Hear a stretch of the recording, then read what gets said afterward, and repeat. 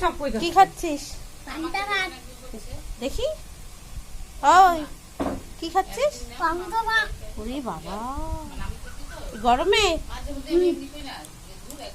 খেয়ে দেখাতে একটু, মুখটা উঁচু কর, নাহলে দেখবে কি করে সবাই।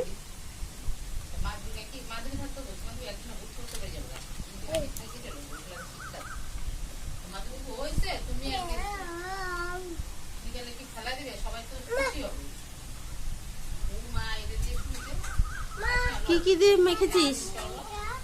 লঙ্কা পেঁয়াজ। এদিকে তাকাই বল। লঙ্কা পেঁয়াজ। হ্যাঁ